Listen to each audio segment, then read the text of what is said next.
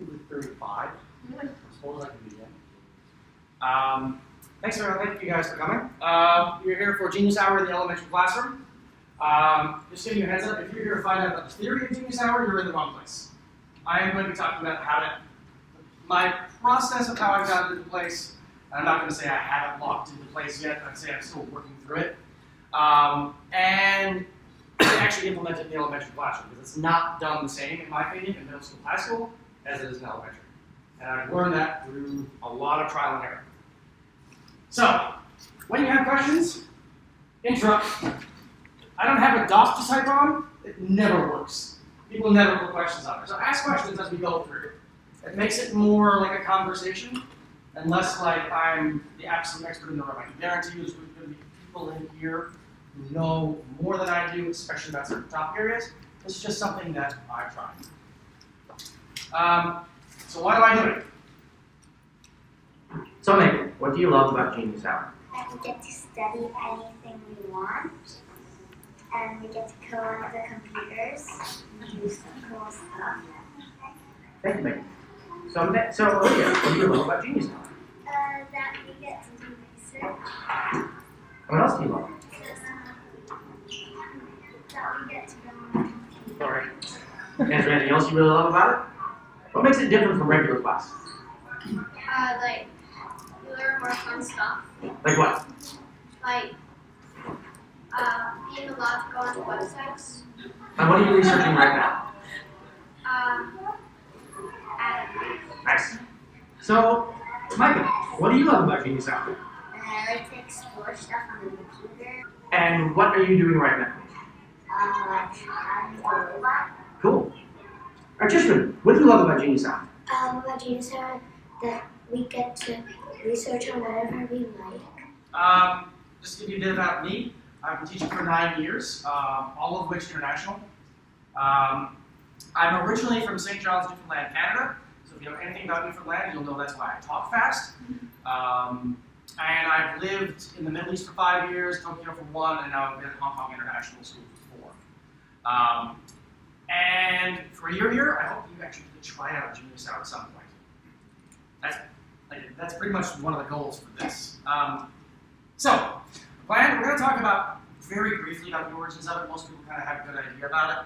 We're going to talk about the common misconceptions that I ran into over my process of trying to get through it, and then the basic tenets to work with it, and then actually how you do it. And these two are very highly linked together. So, real quick link, just to give you a brief explanation of what Genius Hour is in... Sorry, I just shut down my whole computer before I started this thing.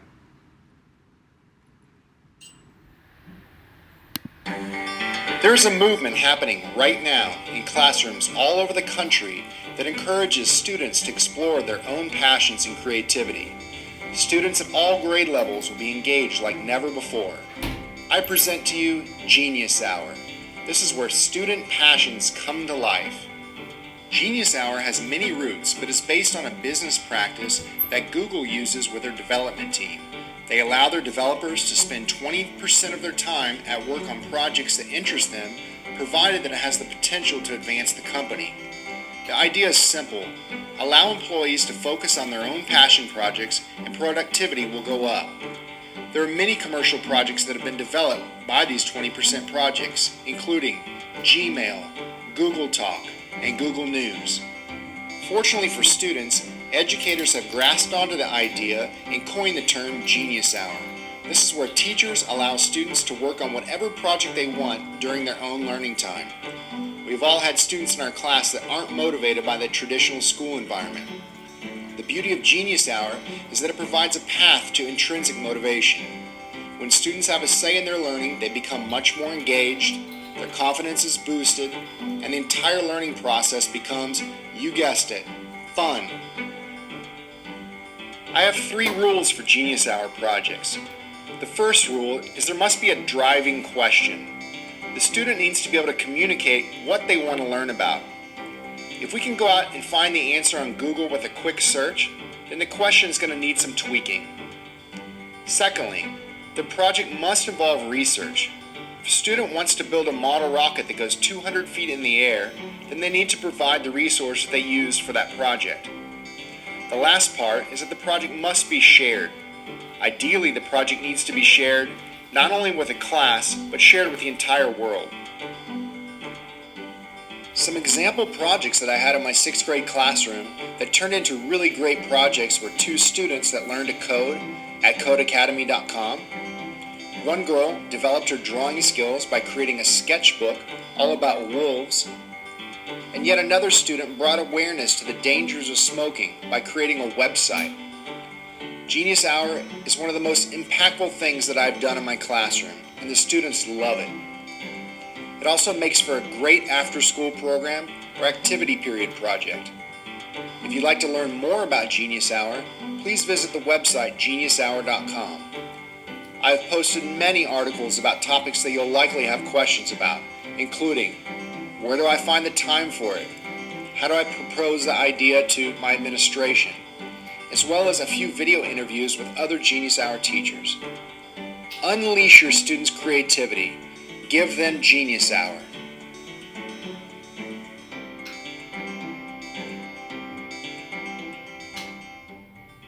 Or listen. So I just wanted to quickly demonstrate that because he talks a lot about some of the similar stuff that I do, but I'm going to expand on a lot of those 3 steps that he talked about because they tend to change in elementary classes.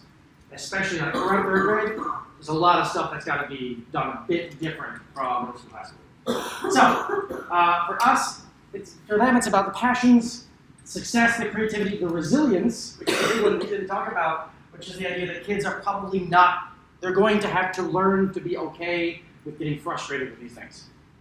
And I'll get into that a bit more, but there's going to be a level of resilience built throughout this thing. And also gives us a chance to show them how to level things up. And I'm going to get into that, and that's going to be a common theme throughout this whole thing. I first want to talk about where I screwed up a lot in my process, because this is maybe going to answer a few of your questions about why I can't do it, or why I shouldn't do it, or why I didn't want to do it. Because I did screw it up over the course of 2 years, and I've gotten better at it this year because I've been way more intentional. My first misconception was there's no time for it. I am in a school that runs the American outcomes, and there's, I don't know if you've seen a stack of these things laid out, they're like that high for grade 3. They're huge. There's like, I don't know how many there are, there's well over 140, 150 of them. And there's a pressure put on you to cover them all. And so my initial impression was, there is no time to do this thing. When I got around it, I made it part of my schedule. I put it in at the beginning of the year and said, this is Genius Hour time. I know that doesn't get rid of this idea that there's no time for it, but it makes it, it's like, you know how a lot of people like to have a separate bank account where whatever they get paid automatically goes into that bank account? Kind of like Genius Hour like that, paying a debt. Don't like that analogy, it sounds negative, but if you make it part of your week, it feels like there's no time for it. It becomes just part of your classroom. I have curriculum to cover. Probably the hardest one that I got to get around in my school too. Thankfully, I've got admin who are open to this idea. I don't think this is a secret. I had admin visit these presentations before. I can't keep it secret. I didn't know if they showed up this one too. But the way you attach the outcomes is different. You attach it in a reverse direction, where oftentimes we build math units, science units, social studies units around a certain number of outcomes that need to be covered. Genius Hour projects get reversed, where they build the project and you are able to slot the outcomes in with it. And I guarantee they're going to hit them. I've never seen a project where they don't cover at least 10 outcomes while they're doing it at some point. But the reason I do it this way is because if you attach the outcomes before the project, you restrict them. I hate that idea. I hate that idea of restricting the creativity. I hate the idea of restricting their ability to want to research something they want to, because we have an outcome to cover. Someone in a place in the United States or Canada or the UK says, you need to do this. That means nothing to them. So for my kids, they're 8 years old. They know what's in front of them right now. That's where their minds are. Brett, tell us about your project so far. You're in the middle of building it, but tell us about what it is so far. So it's going to be an atom that, so here's the electrons, here's the neutron, and here's the protons. And what's the green? The green is the rings that the electrons like kind of circle on. Cool. Thank you, Brad. You're gonna see these videos throughout there. I've got to track the progress a little bit through videos every now and again. You saw him earlier. We talked about Adam. He's been doing this project for a while. He's kept on it. He's loved it. Second foible I ran into initially was I can give it a total lack of structure. Let him go. Let him have fun. Yeah, sure, that works, sort of. Let the students go and let them explore whatever they want. That's still true. But initially I gave them absolute free reign and it was disorganized chaos. I'll come back to the organized chaos later because that's kind of what Genius Hour looks like in the end. But giving them total lack of structure in there, when they're 7, 8, 9, 10 years old, that's not really going to work as well as you'd like it to. They've got to be super organized themselves in order for that to work properly. Now I've got a series of steps, which I'll get into. I provide some boundaries, very few, and they're typically not knowledge-based boundaries, and modeling. So there, what are you doing? I'm painting my Pablo Picasso for my Genius Hour topic. And so you're painting this way because why? That's how he paints. Cool. You had an active interest in Pablo Picasso? Assumptions. I assumed too much of what they knew and what I thought that was capable of. I love this quote from Mark Twain. It ain't what you don't know that gets you into trouble, it's what you know for sure that just ain't so. Actually, An Inconvenient Truth was the first time I heard that. Oliver said that on his video. And I've kind of gotten used to that with the idea of Genius Hour. Never assume they know something. Find out if they do. When you assume too much, things like how to ask questions, how to level things up, how to be creative. Yeah, they have an innate ability to be creative, but sometimes they don't know how to express it. I don't know about you guys, but third graders do not know how to be independent yet. Second graders, the exact same way. I've never taught first grade, so I can't speak to it. If anyone has, I'm sure they haven't quite learned to be independent yet. And I'm going to say much more here because there's you can only fill a slide with so many bullets. There's a lot of things here that I assumed they knew how to do that they didn't. And you'll kind of get an idea of how I've helped them rectify that over time. Now I do teach explicitly taught lessons, and I'll get into some of those in a bit, and how to ask questions. And I kind of help them out with how to be creative and how to narrow them. Now you're going to see some pictures here. I am in a weird environment. I am 1.5 to 1 in my classroom. I have 12 iPads and 1 MacBooks. So I readily acknowledge I'm resourced to the hilt. And I know that is a bit of an exception to the rule these days, but that just giving an idea of how I'm doing in the classroom. Initially, I thought it had to be individual passion projects. And I moved students towards individually directed learning. And now, it's definitely not the case. Powers of grouping and collaboration, even in Genius Hour. Even if the projects are somewhat similar, they can still be collaborated. I laugh at this one because all my kids said they used it to get on computers. That was done. That initial video was done in September, and they've since realized it's not only about computers. But I did think initially it was a playtime with tools, with digital tools, where that kids would be motivated by just using digital tools, and it was more about free play with using coding programs, stuff like that. It's not about that. Genius Hour is about whatever their passion is and wherever that leads them. And that doesn't have to be on the computer. No, analog is that analog is the way to say it, but yeah, iPads can be part of it, computers can be part of it, so can markers, pens, cardboard, X-Acto knives, if you teach them how to use them properly. You need to use math as well.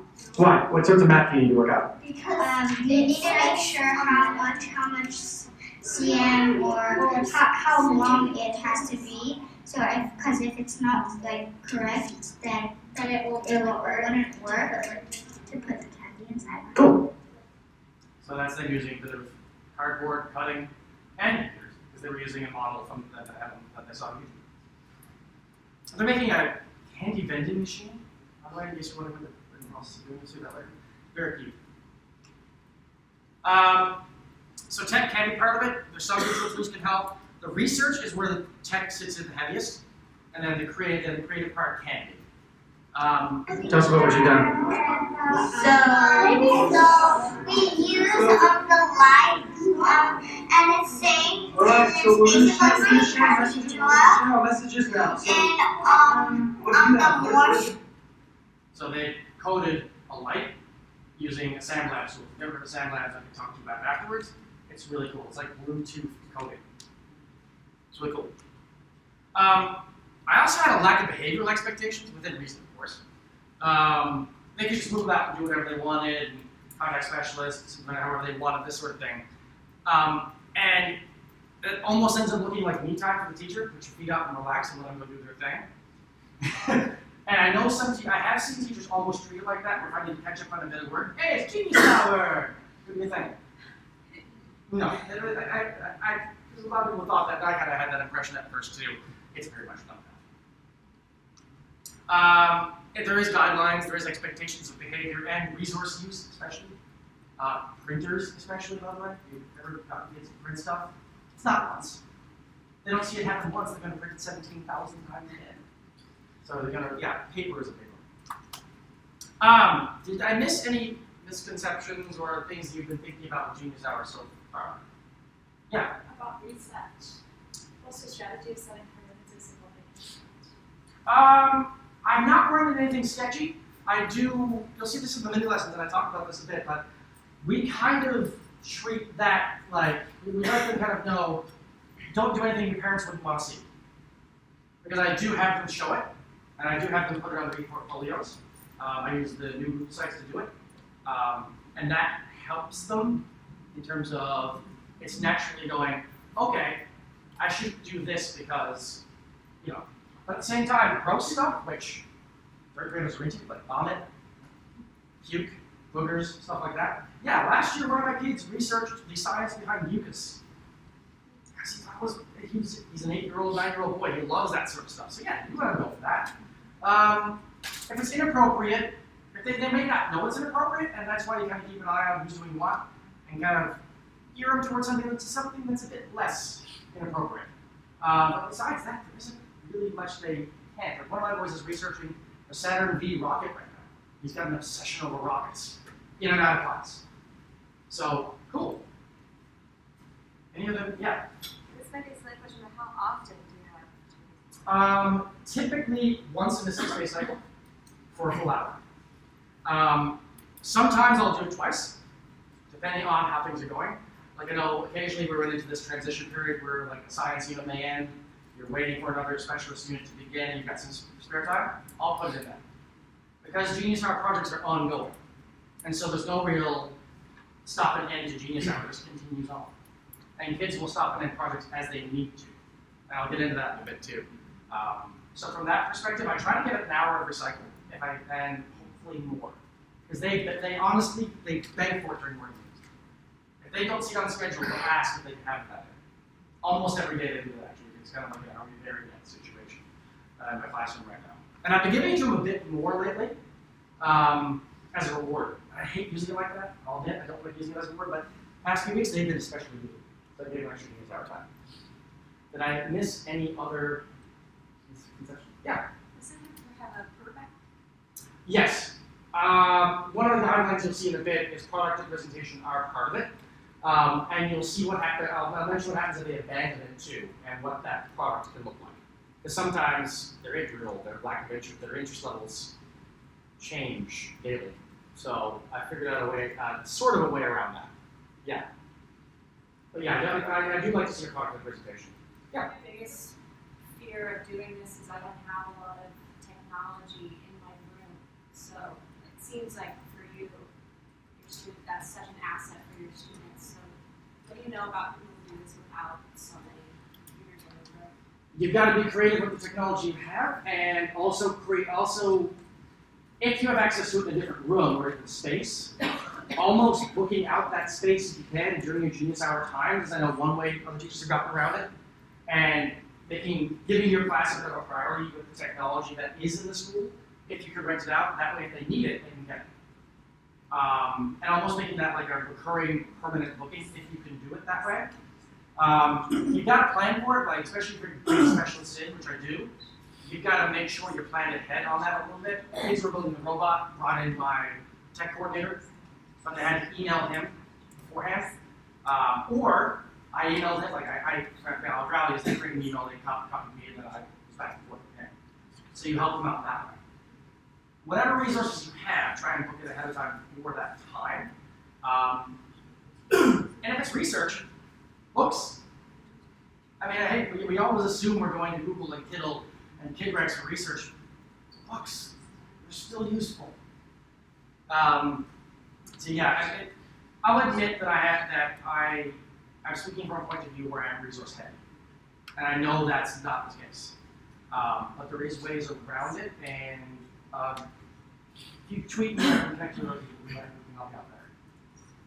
Yeah. Just one more question about resources. Yeah. Once the students decide what they want to read, Yeah. do you provide the resources for them based on the list they come up with? Do they bring in items after designing a project? Yes is the answer to that. Well, depends on what they're doing. If it's stuff that I would need to go buy, I'll encourage them to go get it with the parents, because it empowers them and gives them the ownership. It saves me some money. But if it's regards to resources that the school has, tap into your specialists. The cardboard boxes you saw earlier, those were bought from Heart. Those went up to their teacher desk to shape cardboard boxes and paint, and that went down. And I let them go do it. I didn't walk with them because they had been doing art for a couple months at that point. So you let them just go get it. I'm loving these questions. All right. So mini lessons. I do teach them. I teach mini lessons in the context of Genius Hour because I don't know when I'm going to hit an informational unit. And the reality is we don't hit ours until December, January. So I teach research mini lessons at the beginning, right from the get-go. I run it, if you guys know Readers Writers Workshop at all, I'm Canadian, but I work in an American school, so we do it. I'll do 10, 15-minute mini lessons on how to research, how to ask questions. Mini lessons on how to challenge themselves, not just on research. Mini lessons on how to motivate, on certain specific skills. And sometimes those mini lessons aren't done with the whole class, like I'm showing there. Sometimes it's done with 3 or 4 kids. Like how to use an X-Acto knife. That's a skill that most of them are scared to death to use. They don't know how to use it, but if you're right there with them, it's a fine motor skill. You guys know what I mean by an X-Acto knife, by the way? I think maybe that's not North America, we call it something different, but the sliding knife. Teach them how to use it. It's another skill they can use, they need to know how to use, to do. And in the presence of an adult, they're a lot more comfortable. You can constantly guide them through it. Yeah? Sorry, it's kind of weird asking a question while sitting on the floor. Do you have a specific process that you have them go through in order to come up with their ideas that you do in your videos? Yeah, you'll see that in the minutes section. All right, so don't answer it. Wait, it's more exciting. And by the way, it's not weird to ask questions from the floor. Okay. It's all good. Built on questions. So I teach them how to ask the right questions. Projects start with a series of questions. Actually, that's kind of, they have an idea in their head about what they want to do. Like those boys had the idea of robots. Cool, huge. Actually, their original idea was artificial intelligence, to tell you the truth. And I kind of went, guys, do you have to build a robot yet? No. What's inside a robot? And so you teach them how to ask the right questions. And they're going to start with a big question first. Because they're young, and they want to ask the massive questions. What are polar bears? Okay? So let's help you out there. The kid who's doing atoms, he had heard that word, and that's where it started. The girls doing the candy machine, actually, they didn't know what to do. And they were like, we love candy. Our question is, how do candies come out of vending machines? Okay, cool. There's your big question. And that's why teaching them how to ask the right questions, how to narrow that down, and how to turn it into a good why question, that's really important in the process. Because they don't necessarily have those skills yet. Middle schoolers, high schoolers might be able to do that already, requiring less effort. Our kids might need more of that push. And change the questions when they need to. If they're going down a road that you know is going to be way too challenging, turn slightly. Don't force them to it, but ask them questions to help turn them something. Keep it on them, and keep directing questions back to them, so that they never feel like you're in control of their project. Because when they do, they get disinterested. It's got to be, they want it to be about that. And that idea what that guy said, if you can Google it, level it up. Make it better, make it stronger, make it something that's more interesting. Give it a why. They make it visible. All projects and their growth should be visible somewhere. Whether that's on an e-portfolio, whether that's on a wall in your classroom. I have a Genius Hour wall, there's going to be a picture of it later on. And it's literally, whenever they start a new project, they write the topic down on a strip of paper and blue tack to the wall. The reason I do that is because it lets everyone else see what they're doing. So if they run out of ideas what to do, they can go to the Genius Hour wall and see if anything interests them. Which is a common question, misconception I get, or a common problem I get where what happens if they don't know what to do. The Genius Hour wall is a big help. I do have a Genius Hour notebook as well.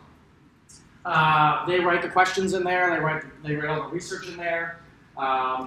They can glue sheets that they found at home or pieces of research they found. So that sort of stuff really helps. And presentations and notes are put on their e-portfolios. And I create a separate section for Genius Hour. I make it, it's obvious that it's project-based. They're sitting with it with a period of time, and they're answering more than one question. They might have an overarching big question, but there's going to be, in the same way that researching informational pieces, there's going to be a series of questions they're going to answer that will lead them to their project and their product. The big why is kind of like your umbrella, and then there's a series of leading questions underneath. I don't mind a couple of what and when questions as long as they're not part of the big question. If they're underneath that big question, sometimes that's natural. One of my kids is researching Stevie Wonder as an autobiography. There's going to be some when questions in there, which are going to have straightforward answers. But there's going to be a big question, and her big question is, why did Stevie Wonder become so popular? That's a pretty cool question to ask. Plus, I love Stevie Wonder. So I was like, yeah, Megan, research Stevie Wonder. Absolutely. Her notes are massive. Like she has pages of notes about this man. I've warned her she might be getting a little too big. But yeah, she asked, even an autobiography can have a big why.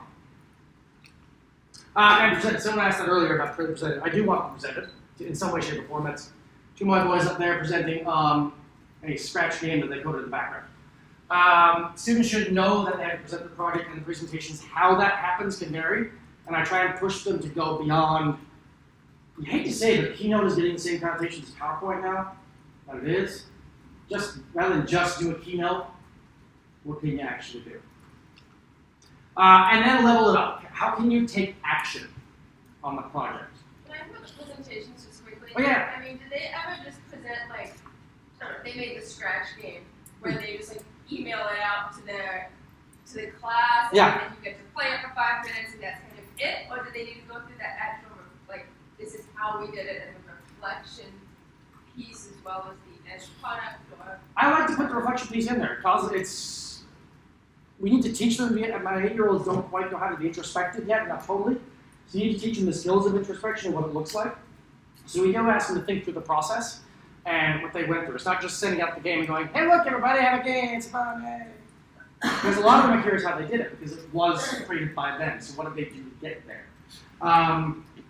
That boy earlier, actually, the one who actually coded the game is the boy on the right. And the part you can't see is that before showing the game, he actually pulled up the scratch coding. And he showed it to everyone, kind of tried to explain to everyone. Bear in mind, this kid was like a little coding genius. He could code games like that. So he tried his best to change the way he talked about it so that everyone could understand it, because I kind of encouraged him in that way. But I do want them to kind of present on the process and reflect on the process. Yeah. Yeah. students who the kid they added who starts in September and is now getting in February and they just never really never really are ready to present because they're always researching and finding something new, or do they have mini presentations of I got to this or the kid just never seems ready? How do you Situation to situation. The kid who never seems ready, honestly, I've never had one. Not yet. If I run into it, that's something I kind of thought of. You either got to try and shuffle them along, but if it's a big why, and they're still really actively interested, I might get them to present midway, yeah. So here's what I found so far. I'm going to continue doing this. That may inspire them more, or it may kind of cause them to think of something new to do. I think either one is fine.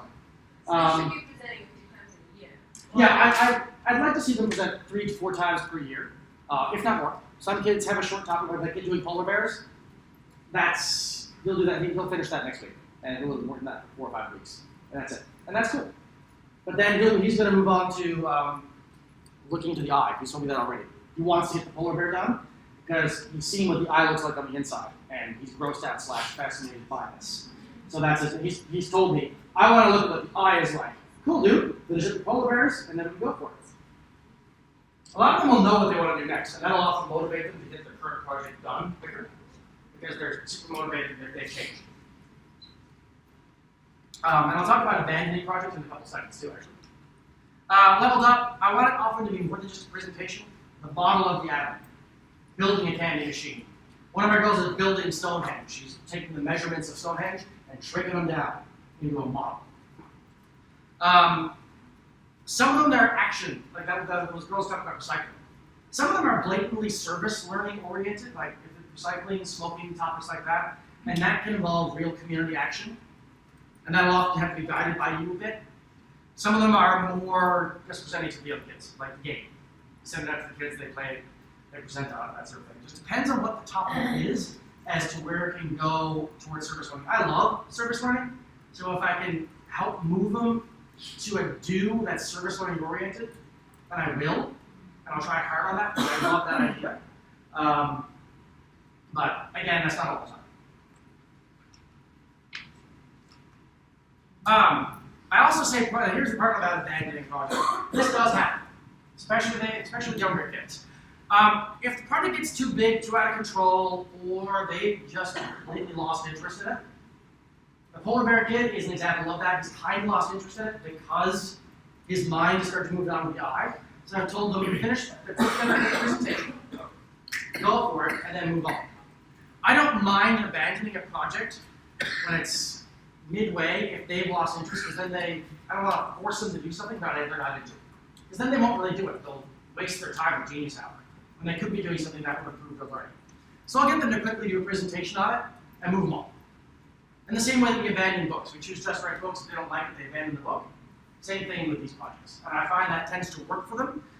Because that helps them embrace the change, embrace the journey, and helps you get used to the idea of embracing the change and embracing the journey. Which tends to be half the battle for us teachers. If you like your classroom, OC, be organized, this sort of thing will help you embrace the idea that there's flex and change. And abandoning your project is okay. Well, it's like they're learning in the doing as well, so it's not just that they didn't finish the project, they didn't learn anything. Yeah, they learn something. Yeah. And the presentation, sure, keynote, put it together, let's go. Because that's going to be quick for them, and then they'll move on.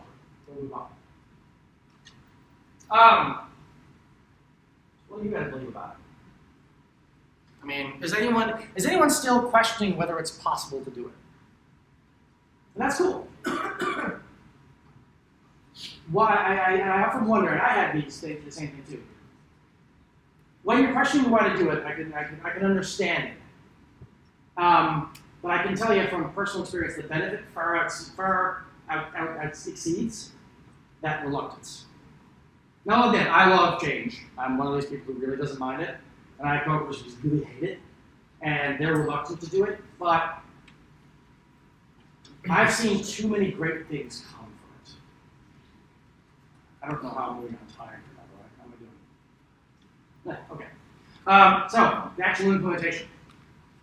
I have three factors to it. Our mindset, which is huge and probably the beginning factor to it. How you implement it and what you find is just right for them.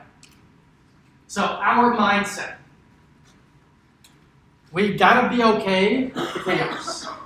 There's 22, 23 kids, and from personal experience, it could range from 22 projects, it could be 11 depending if they're pairing up.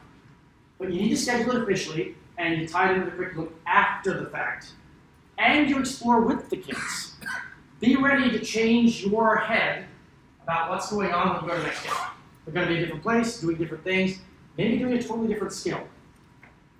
So you can plan, but you got to be ready to flex that plan. And you gotta be ready when a specialist comes in too, because you've got a specialist coming in for one student, guaranteed there's 5 others who didn't know they needed this specialist, and the specialist comes in the room. When I had my tech coordinator come in, Mr. Hall's coming in, yeah, Mr. Hall's coming in. So the one group went to him, and then I had 4 of the groups go, can we talk to Mr. Hall for a little bit too? And you've got to be ready for that. You've got to be ready for that organized chaos and be ready to kind of encourage patience with them and also walk them through the process of booking Mr. Hollett or booking Miss Bailey for art or booking Miss Webster for music. And going, because part of that's also part of the process, because I couldn't let Mr. Hollett work with 7 groups at the same time, because it would have just, nothing would have gotten done. So you've got to be ready to kind of bring kids through the process, sometimes slowly, sometimes quickly. And there are some steps that I do. I start with almost a step 0, which is almost the environment. I try to create creativity and stimulate new ideas in the environment before we even hit Genius Hour and as we go through the year. I tease little ideas. I talk through little items. One of the ways I do it is my morning meeting. This is an actual slide that I used a couple days ago. I use a little website called daysoftheyear.com, and it shows you the quirky and unusual days of the year, and it's weird how that stimulates Genius Hour ideas. Because you get to run into Cable Car Day, you get to run the Hot Air Balloon Day, Eye Health Day, Religious Beliefs Day, and Winnie the Pooh Day is up there right now. That was a couple of days ago. Creating that environment, they don't know that it's going to stimulate the Genius Hour ideas, but it does. And you talk through these little things, not in total detail. You give them little ideas of what it's about, skate over it, and then oftentimes it'll lead to their next idea, something they're interested in. You acknowledge student mistakes and positive feedback in that environment as well, because that's going to be huge to Genius Hour. They're going to make mistakes. They're going to be frustrated in their projects. They're going to run into fears. The X-Acto knife was a prime example of a little fear. They didn't want to use it. They thought it would hurt them. And I've cut myself a million times with those things at home. Let's do it together. I don't know what coding is that scares me. I might be bored with it. Try it out. Find out. Make the mistakes with it. And in the morning meeting, I kind of drive that through a series of other tasks, through language review and stuff like that. But I make sure that the environment is set up for it before Genius Hour hits, or as Genius Hour goes on. I foster independence. 3 before me is a classroom philosophy for me, and minimizes my personal frustration. Kid comes up to me, Mr. Harder, have you asked the other people? No. Okay, off you go. And that leads into challenging student leadership. Oftentimes, if you tell them 3 before me, they won't ask someone else yet, they'll go back and try it themselves. And then when they get really stuck, they'll ask other students. And the other thing I find is to encourage independence, listen to them. When they're eating lunch, have a listen to what kind of conversations they're talking about. One of my girls, she was telling her friends how she hated going to dance class because she hated what her dance teacher was telling her to do. Flukishly, she finished the Genius Hour project that day and was stumped on an idea. And I told her about interpretive dance. Doesn't need a teacher for it. She can dance wherever she wants. She can tell a story with a dance. She begs for Genius Hour every day. She wants to do this. And all I did was listen to what she was telling her friends. I hate going to dance class because the teacher tells me what to do. I don't want to be told what to do. I don't want to foster that idea, but I am going to tap into that a little bit. She didn't know about interpretive dance. She had no idea that it was a thing. So, but listening to them is a huge thing to figure out where they're going to go. It also helps you when they're super stumped and they can't see anything on the Genius Hour wall. If you've listened to what they've been talking about with their friends, that can tap into a Genius Hour project. There's the Genius Hour wall. That was at the beginning of the year. It's a lot bigger now. You make the projects visible. I think I've mentioned this before. Gives others new ideas. Step 1 to it all is motivation. Before I even start, I mentioned Genius Hour, but in order to start it, I've got a couple of books. I've got them here if you want to see them. If you've never seen this book, The Most Magnificent Thing, by Ashley Spires, it's an amazing book about a little girl who gets really frustrated over trying to invent something, and she ends up inventing 6 other things while she's doing it. And I'm drawing a picture, just talks about creativity and ways to be creative. Taking pictures of the camera, drawing them, acting them out, dancing. These are 2 great books that I'll read to them in the first couple of lessons of Genius Hour, the mini lessons, just kind of gear them towards that idea of creativity and making. And getting them used to free choice, which they are baffled by. The teacher is letting me do what I want. Why? What's their motivation? What are they doing to me that I'm going to be doing what I want? And getting used to the idea that I just want you to do what you want because I want to see what you can do. I want to see you be independent. That's weird to them. And asking them to create lists of ideas creates stump faces. They don't know what to write about. What do you mean they can write about anything?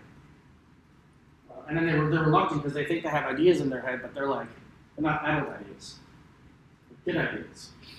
And I don't know if they should write about that. So you get them used to that idea.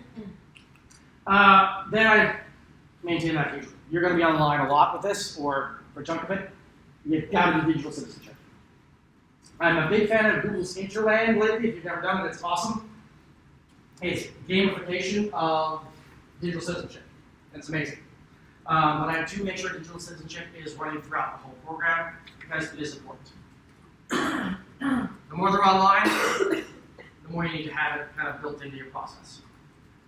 And remind them on what needs to be worked on. If you find them making a mistake with their digital citizenship, a gentle reminder will often be the trick.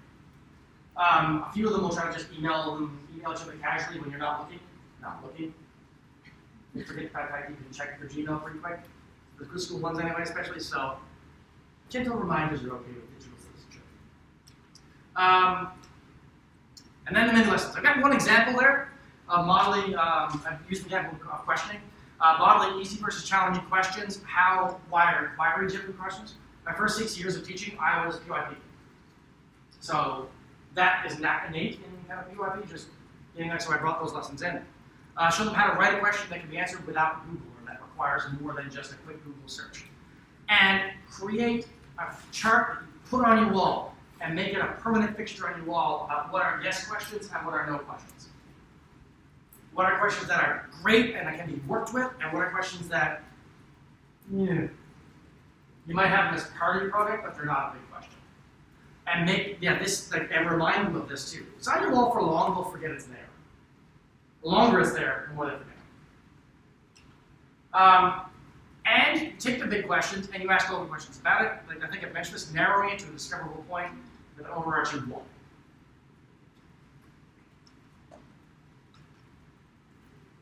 Are there any other mini lessons you could think of that might be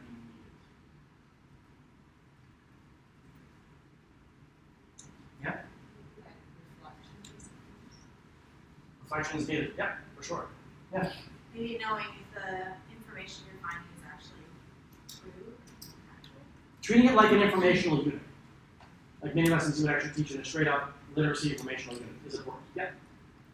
Present. Yep. They don't necessarily know how yet. Especially if they're in grade 2 and 3, they really don't know how to present fully yet. How to use their voice, how to use their body language. Yeah, that's important. Yeah. Using more than one source or using a range, not just one. Yeah, and that's similar to plagiarism. How to write things in their own words. Yeah, that's really important too. How to be creative is what I've had to do too. What it actually means to be creative. They don't innately go to building models. They don't think of that. Whenever you think of the Genius Hour project, they think of, I need to put together a keynote or a PowerPoint or a movie or something. They don't think to build a model. So you often need to teach many lessons about how to build models or what a model looks like, what a diorama looks like, that sort of thing. That sort of stuff helps too. I think I need this, keep that a little bit. Yeah, flip. Step 4, research. I mean, this part's innate. You've got to show them options. You've got to give them choice. I have 2 common search engines I use. Kiddle.co, Kiddle.co, and Kidrex.org are the 2 best ones that I've seen for kids so far for just straight up researching information. And Common Sense Media has really good stuff too for in terms of free to own pictures and stuff. There is ways to narrow Google in a way that it'll be more kid friendly. And if you've got grade 5 or grade 6, you might have to teach them these methods, especially finding copyright free pictures. There's a way that Google can only show you copyright free pictures in their searches. I won't do that with grade 2 and 3 because it overcomplicates things, so I'd rather use the websites I'd rather email them links that bring them right to those. But 4, 5, 6, you can probably do that sort of search. But getting them to understand how to record their information, various planners that can do it with, that they can do it with. And be ready, this will take time. This is going to be your big time-consuming part of Genius Hour, is the research. Especially when it's a slightly more complicated topic. You can show them kind of how long things could take, but let them know you're not forcing them into that boundary. Certain topics are shorter, certain topics are longer. Step 4.5, I think I've mentioned this, when topics are too broad. As soon as you teach top research, show them how to narrow those searches and narrow their topic as they research. They're often not going to know what the narrow topic is until they start researching. And then they latch on to one part of a topic, and that's where you got to guide them through that narrow. And then leveling up, these are some, this is the exact one I crowd. But this girl was cutting that, turned into that. There's the candy machine, and the girls up there, it's actually a crew from last year, they're using SketchUp to build a city. They were fascinated about how buildings were made and how the shapes change things up. So they built cities, the 3 of them did, using SketchUp and kind of worked together with it. That was pretty cool. Actually, one of those girls right in the middle was one of the girls in the video. The girl with the glasses, the first girl with glasses on the hallway. It's Erin. She did an awesome job of that. And then again, leveling it up. So we get this line. So boys, what are you doing for your Genius Hour project? So we're trying to make a robot, like we're going through the steps. And then we're like making the steps of how the robot throws garbage away into the trash. And what do you want your robot to do? No trash for us. Why is that? Because probably lazy. Okay. It's because the trash is a little bit annoying and like smelly. And I don't really want to pick it up always. Yeah. Their question was, I think the question was something to the can I build a robot to help me do something in life? And then we narrowed them to what do you want them to do? And they eventually got to this idea of, they first started with sharpening pencils. I was like, cool, that's one. And they're like, no, we can't pick up garbage. We want one that will pick up garbage. So they're now coding this robot to pick up garbage for them. It's kind of cool. I hopefully they can actually get to it.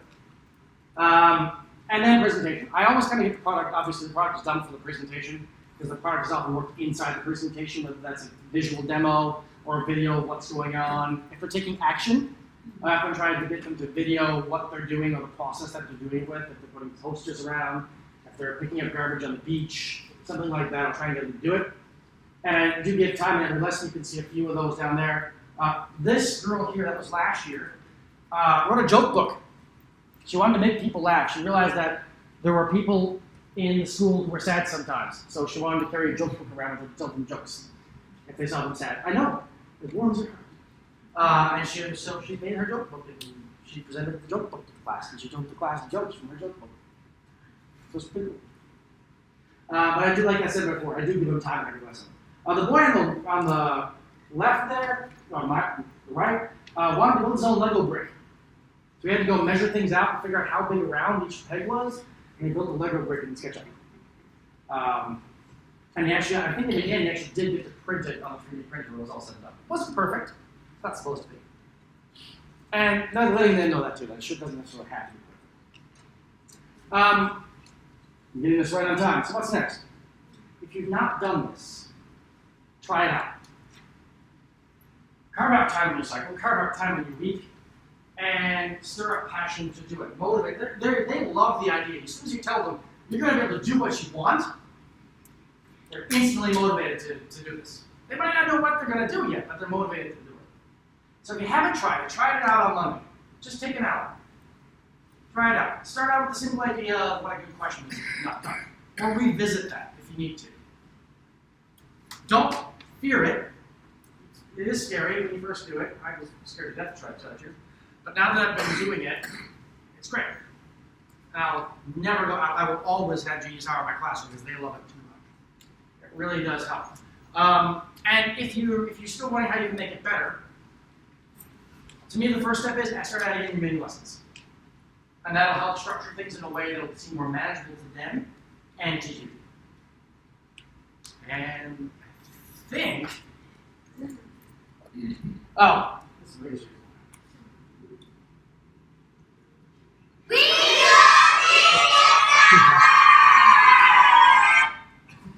That was Friday, so that's right, that was yesterday, that was, yeah, this is the current class. Yeah, thank you guys for coming, really appreciate it. There's a link there to a forum for, if you want to add some honest feedback about the presentation. I run a podcast with a fellow co-presenter who's in this room right now, called Teaching Brewed, not beer, coffee tea. So take a look on iTunes Store if you want to they're all sorts of topics. Take a listen for it and tweet at me at Mr. Harnett or Teaching Brewed. So I hope I answered some of your questions. Thanks for coming.